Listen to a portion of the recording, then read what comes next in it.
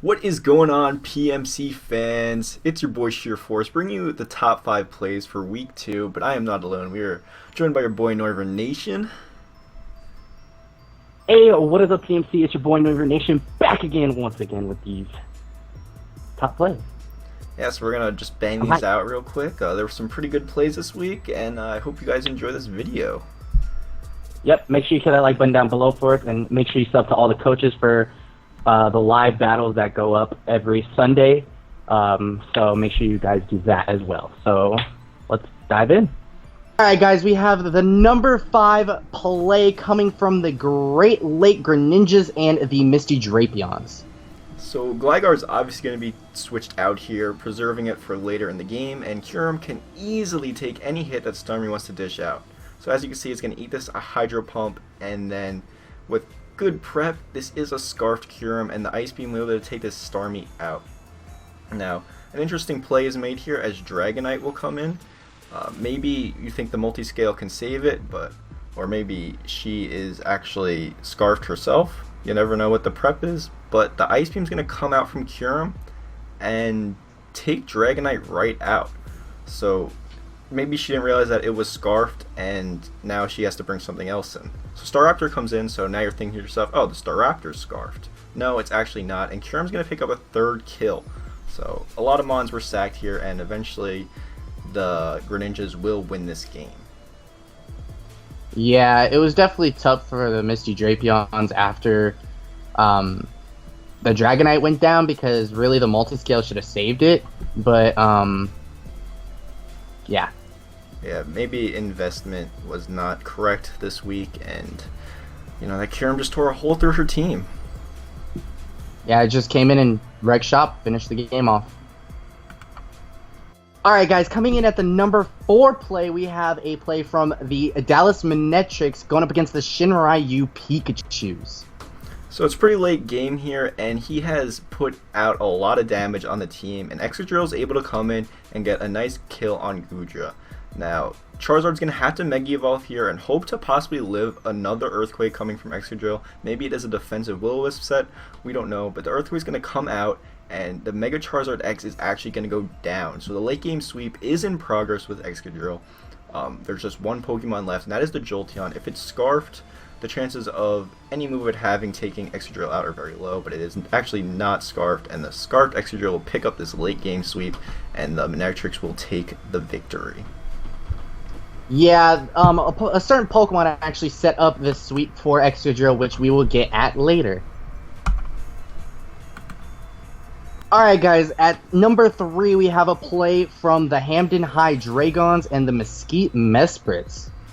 So a great prediction is going to come in right here as the Mega Gardevoir is taken out for the Cobalion, and the Bulldoze is going to come through, but great prep on J-Spec's part, having the Shuca Berry, but we will see that the Shuca Berry is not going to be able to help J-Specs win this 1v1, because he does have the Sacred Sword, and we are going to see that Sacred Sword does not get a 2-hit KO on this Ferrothorn.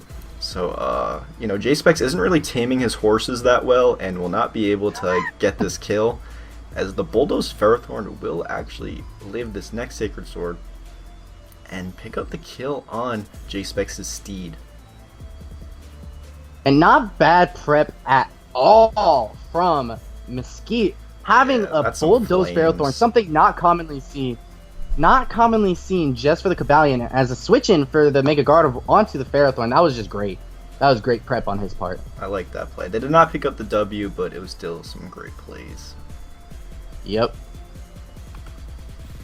Alright guys, coming in at number 2, as I mentioned earlier, this Dallas Manetrix and Shinryu Pikachu matchup was started by this play. First and foremost, we have a Zelf leading off against the Seismitoad, and this Energy Ball just comes through, knocking out the Seismitoad turn 1. He had Stealth Rocks and something else that he could have set up, but then the Malamar comes out, and then he knocks this thing out with a Signal Beam. What bold plays coming from the Dallas Manetrix coach, Lucky Lad, setting up basically getting the sweep with Excadrill later, set up by a Zelf here, who comes through and knocks out a third of the Shinryu Pikachu's team. Yeah, I really like that prep. Normally you don't see people, putting in the right amount of prep for the lower tier Mons, but see, there he had the perfect coverage for a Seismitoad and a Malamar, two Mons that maybe you would overlook in prep. Yeah, and another thing, as I was watching this battle, he had himself perfectly planned for a lead because he said it was either a Malamar, Donphan, or Seismitoad lead. So he had coverage for all three of those Pokemon, and that was just perfect prep from Lucky Lad, and it pays off with him getting a W this week. Yeah, that was impressive. Very impressive. Alright guys, next up we have the number 1 play coming from the Jersey Dwebbles versus the Sydney Crocodiles. Now we have the Landers out on the Dragalge. The Dragalge decides to switch out into the Talonflame. Great prediction from Cloud and going for the Stone Edge. Unfortunately it misses, so a little bit hacksy there. But then the Talonflame reveals Natural Gift Ice.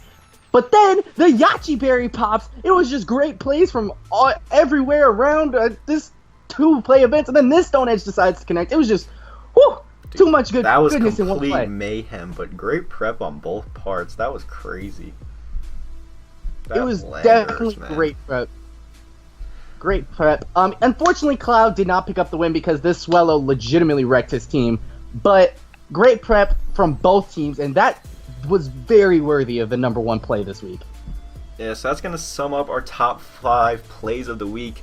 Let us know what you guys thought in the comments below. Do you think that Landorus play was better than last week's counter Skarmory? Definitely let us know in the comments below which play you thought was the best play of the season, I would say.